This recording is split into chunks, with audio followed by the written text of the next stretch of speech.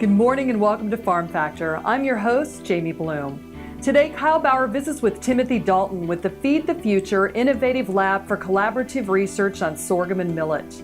Then enjoy this week's Kansas Soybean update. Next, Kyle catches up with Professor John Taylor from Pretoria, South Africa, and then learn how fast-growing societies in the Far East now demand higher quality beef like grain-fed U.S. beef. We'll end with this week's Plain Talk with Kyle and Duane. Stay with us.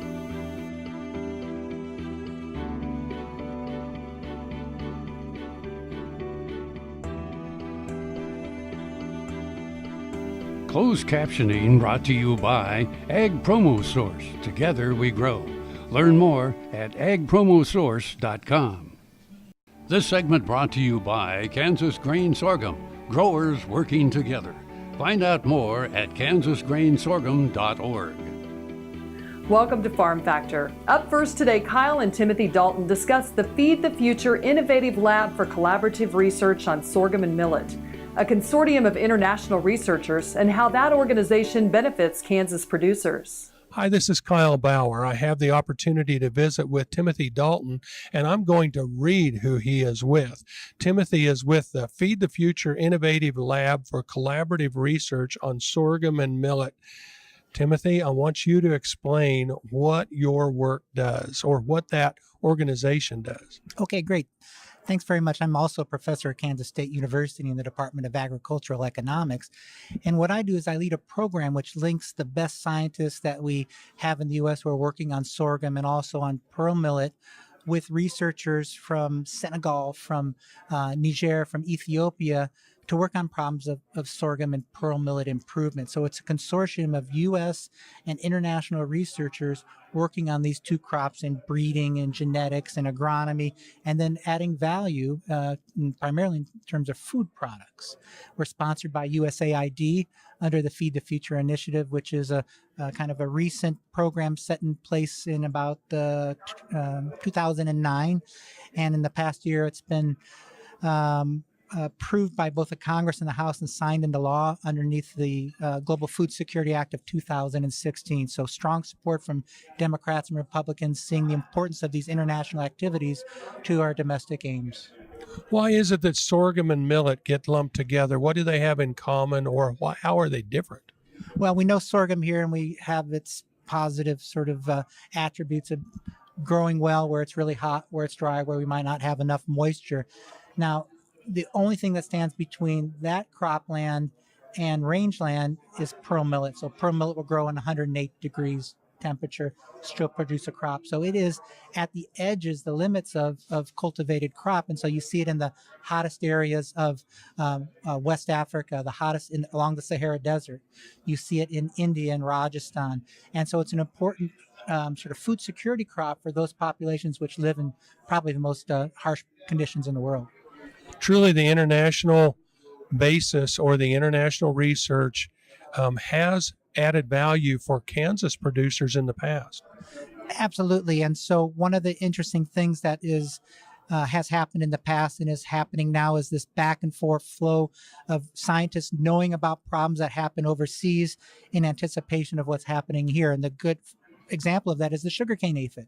So this was a problem in South Africa, in Zambia and Zimbabwe in the early 1980s. So we had a student from there who was looking at, with the professors down at Texas A&M, screening materials that were resistant to the sugarcane aphid back at that time. So fast forward to the past 5 years, and so we had a little bit of research that we could draw upon, and that's why we're moving forward and seeing some materials that have some resistance, and it would probably be not too, if we had to reach back through those pedigrees, seeing that it might have been some of that same material that was screened back in the 80s for that resistance in Southern Africa. So it's a two-way street of benefits, and that's probably why I think that we have such good, strong support in the Congress and the Senate for this work today. We're visiting with Timothy Dalton. Timothy is with Kansas State University. This is Kyle Bauer reporting. Back to you, Jamie. Thanks, Kyle. Come back after these messages for this week's Kansas Soybean Update.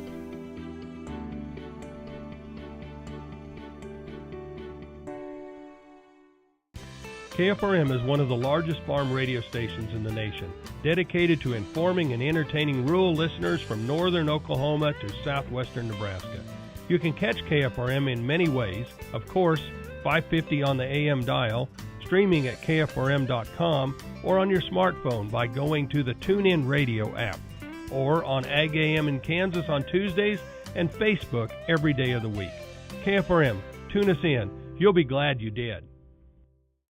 Ag Promo Source is a unique group of marketing specialists with one mission: help your ag business grow. Each affiliate has their own area of expertise, and they work together to bring you advice, products, and services. To get started, visit agpromosource.com. Ag Promo Source. Together we grow. Valley Vet Supply is devoted to providing information and professional quality products at reasonable prices. Valley Vet Supply. This segment is brought to you by the Kansas Soybean Commission. The Soybean Checkoff. Progress powered by Kansas farmers. Welcome back to Farm Factor and the Kansas Soybean Update.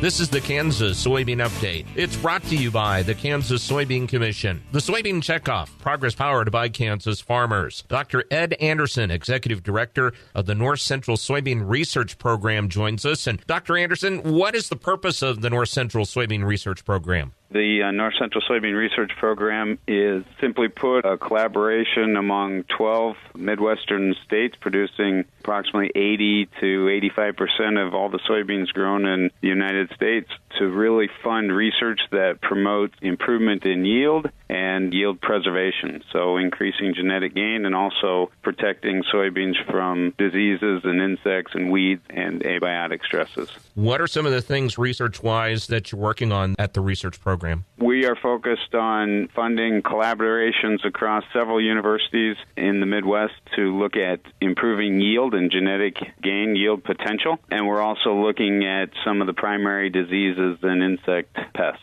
Still in the United States and the Midwest in particular, soybean cyst nematode is our number one yield robber, and so that's our primary focus. But increasingly, diseases including sudden death syndrome and iron deficiency sclerosis, white mold, a lot of soil-borne diseases, Phytophthora, Pythium, Rhizoctonia, some of those are always the diseases that are front and center for continuous improvement. This is really such a great use of the checkoff dollars that you received to help fund this program. We're thrilled with not only the sense of urgency that our university researchers have and dedicate to the research that's been funded by the checkoff, but we're also very impressed by the way they leverage these checkoff dollars to go after other federal grants and private sector company partnerships and funded projects with companies as well. So not only do we try and realize a return on investment for farmers' investment of the checkoff, but we also try and make sure those dollars are leveraged for other sources of research investment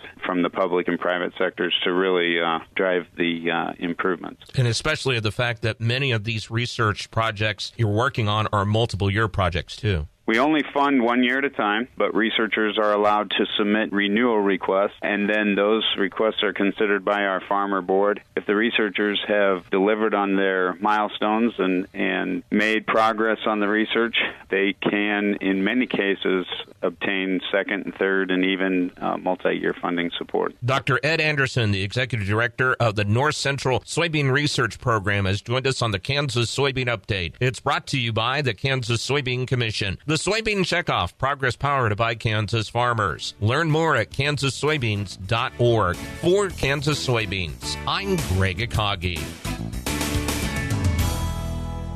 Hope you enjoyed this week's Kansas Soybean Update. Stay with us after the break for more Farm Factor as Kyle visits with John Taylor.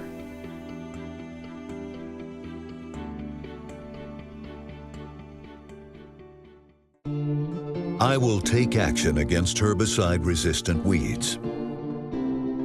I will know my weeds, and I will stop them before they go to seed. I will do whatever it takes to give my crops the upper hand, and I will use multiple herbicide sites of action because every action counts.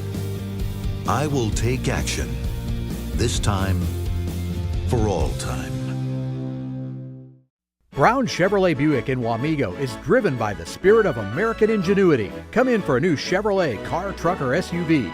If we don't have exactly what you want, we'll find it for you. And we also have a great selection of used cars. We make sure you have an easy, fun, and transparent sales experience that saves you time and money. But if you want high-pressure salesmen and hours spent in the finance office, you'll just have to go elsewhere.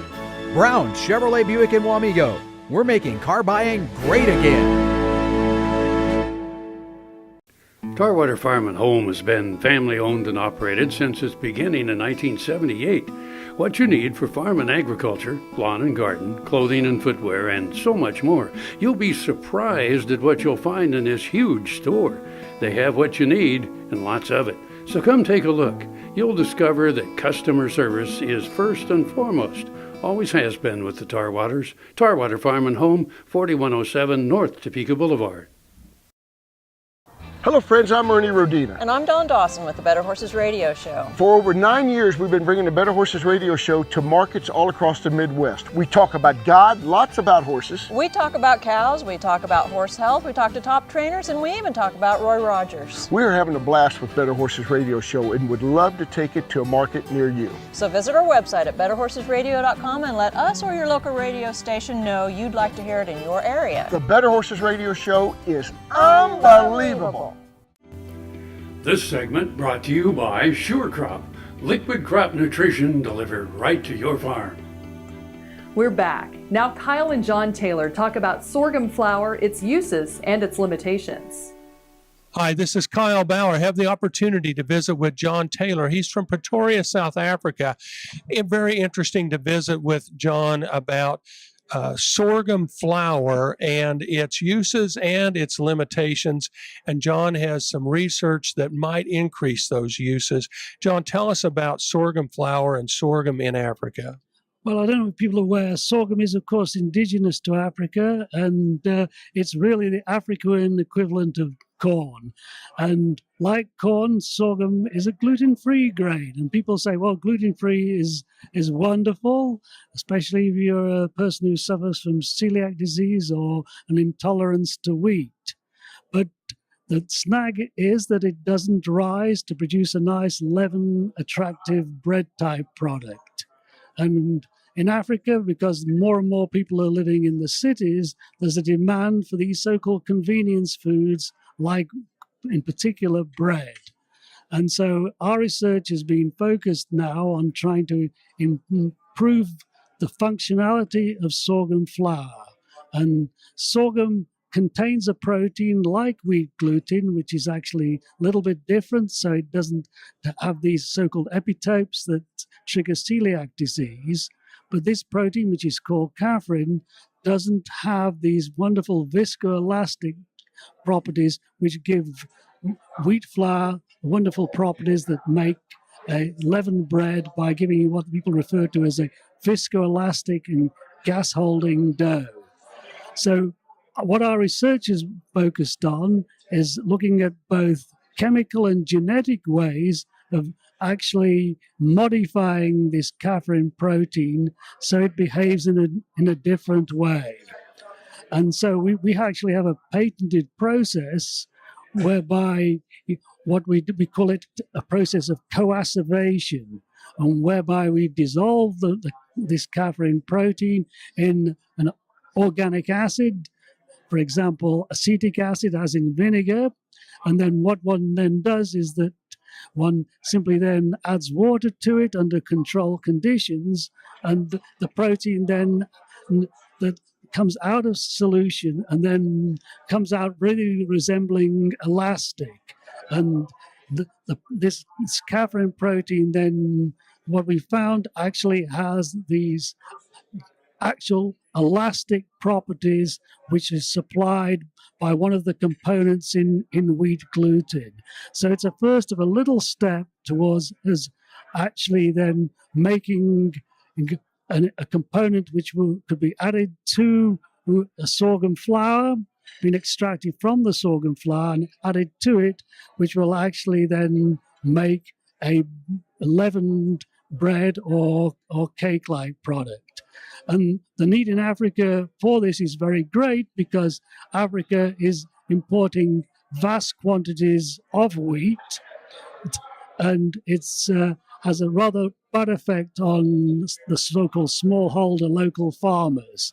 It also, the development could well have utility for people in Western countries who, for example, are celiacs or are intolerant to wheat. And it's a natural approach as opposed to using hydrocolloids like xanthan gum to actually give that replacing gluten functionality in bread and cake products.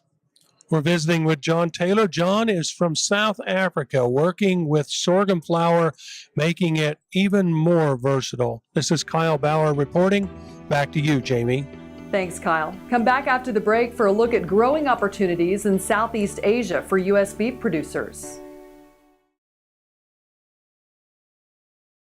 Hey folks, Dr. Dan from Doc Talk. Have you asked yourself, how can I help provide relief to wildfire victims? Well, you can go to the Ashland Community Foundation, or you can go to the Kansas Livestock Association Foundation and make monetary gifts. Another way, you can buy this beautiful print that was painted by Dr. Eva Gardner of the Gardner Angus Ranch of Ashland and Clark County area before the fire. This painting will be sold through the Kansas Livestock Association Foundation, and all proceeds will be provided to victims of the wildfire.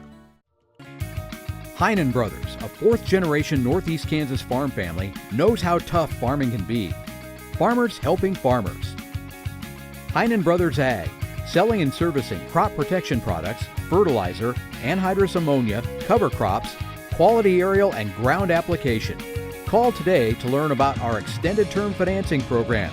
800-760-4964. HeinenBrothersAg.com. Grain sorghum is one of the most important cereal crops worldwide, and Kansas leads the nation in its production. Over the years, sorghum has been either exported, used in animal feed domestically, or for other industrial uses. Recently, its use in the ethanol market has seen tremendous growth, with 30% of domestic sorghum typically going to ethanol production. Kansas Grain Sorghum is committed to sorghum research, market development, and education. Learn more at ksgrainsorghum.org. Soil is the life of a farm, and for 25 years, SureCrop Liquid Crop Nutrition has helped growers produce abundant quality crops while preserving and improving the soils they steward. SureCrop offers complete soil and plant analysis with cropping recommendations, delivery direct to your on-farm storage, and quality crop nutrition custom blended for your field. Choose SureCrop for the assurance of excellence for your soil. Call today or visit their website for more information. This segment brought to you by Kansas Farm Bureau, the voice of agriculture. To join today or more information, go to kfb.org or find us on Facebook and Twitter. Welcome back to Farm Factor and a report on high-end grain-finished U.S. beef that Asian consumers are buying in record numbers. The strong U.S. dollar left our beef export trade at a disadvantage in recent years, despite growing opportunities in Southeast Asia.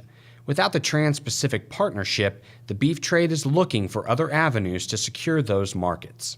That's why it's important now more than ever to really work to tear down those tariff and non-tariff barriers. And the best way to do that is through free trade agreements. With beef supplies rising, exports must play a larger role in demand, especially for the cuts not much in demand here like tongue and tripe. Our government could choose to withdraw from NAFTA, and that would mean that all of the tariffs that we placed on foreign goods would go back into place. It would also mean that all those goods, all the exports that we send to Mexico would receive that 25% tariff rate that they did pre-NAFTA. The National Cattlemen's Beef Association is working with the government and industry to open more markets. But we are capitalizing on that high-end grain-finished beef that Asian consumers are really buying in record numbers. And so we look forward to capitalizing on that and trying to add more value to the bottom line of our producers. I'm Clint Mefford. We'll be back after the break with this week's Plain Talk. Kansas Farm Bureau, the voice of agriculture, represents grassroots agriculture. The state's largest and most powerful farm organization stands up for its members through leadership development, agriculture education, legal defense, environmental advocacy, farm safety, and risk management. Members also enjoy money-saving benefits. To join our organization today or to learn more, go to www.kfb.org or find us on Facebook and Twitter. No matter where, no matter why, the Veterinary Health Center at Kansas State University is committed to providing quality patient care to animals and exceptional customer service to their owners. From routine checkups to emergency and specialty care, our world-renowned specialists and experienced professionals are here to discover, to teach, and to heal. Let us know. How can I help? How can we help? Next time you see a beautiful field of corn, reach out and thank the farmers who work tirelessly to raise corn for livestock feed, renewable fuels, and exports to feed a growing world population. The farmers on the Kansas Corn Commission work for Kansas Corn with grower-funded checkoff dollars that support foreign and domestic market development, research, promotion, and education to expand opportunities for Kansas farmers. To learn more, visit kscorn.com. I was in an accident where I fell off a roof. I don't know why I started to research stem cells, but I did. And I visited with the doctors. They were excellent. I had my neck done, my shoulders done, section of my back, my hips, my sacrum, my sciatica, and my tailbone. Now I am having better range of motion in my arms and my neck and my back. It was a long road to get there, but I'm so glad that I found them. This segment brought to you by Kansas Corn. Learn more at kscorn.com. Welcome back. Now let's see what Kyle and Duane are up to today on Plain Talk. Hi, this is Kyle Bauer with Plain Talk with Duane Toews. Kyle Bauer, your fact or fiction question of the day. During World War II in Britain, milk became a rationed commodity, and sharing a milk ration with any cat in England was illegal. Fact or fiction? That sounds very realistic to me. I'll go with true. That's false. Really? Giving milk to a cat in Britain wasn't always illegal. Cats that participated in the war effort by guarding food warehouses against rats were the exception. A daily dried milk ration was their reward. Okay, so as long as your cat was working, it was an employed cat. If you had an employed cat, yeah, and it's so okay. I still think I win that one. Oh no, I don't. Because think they so. were official cats. They weren't just any cat. It says they had to be guarding any food. cat. Any cat guarding. Keep going. It was any cat in England was illegal. Okay. The question, but read the others. All right, any cat. Man, Any I've cat. got to just watch your wordage. You're Any sneaky that way. cat. Hey, yeah. I just read them. I don't write them. Well, this isn't English, but it's close. It's written in English. It's Ted Nugent says, "Oh, only thing worse than a Frenchman is a Frenchman who lives in Canada." Oh my! Yeah. So, okay. How about since we're picking on the French? How about war without France? Well, that would be like World War II. I was going to say that wouldn't be. It'd be very short. Yeah. Yeah. Exactly. World War II. They switched sides 2 or 3 times. Well, yeah. They should have made them. They should have made them wager. You know, put some real cash down on this thing. Well, you know, when we invaded Morocco in World War II, the main troops we were fighting when we invaded Morocco were French. The French. Yeah. It was hard. It was hard to decide which side they were on in that deal. Well, they had a hard time deciding which side they were on. Well, they wanted to be on the winning side. Yeah. You know, that's what's important. Always be on the winning side because you get to write history. Right? I think so. Well, I think that it's been important in the past. The guy that wins gets to write the book. The other day, I read about a mass hanging that President Lincoln had authorized during the Civil War. Really? I mean, after the Civil War. A mass hanging? Yeah, I mean, like the picture I saw must have been 30 people. I thought after the war, I thought that was all supposed to stop. Well, That's why I think that it's important that you get a chance to write the history when it's done. And there's some things you might want to leave out when you're done with that. Thanks for joining us. I'm your host, Jamie Bloom, and I hope you enjoyed today's show. See you next week on Farm Factor. We're here every Tuesday on Ag AM in Kansas. Closed captioning brought to you by Ag Promo Source. Together we grow. Learn more at agpromosource.com.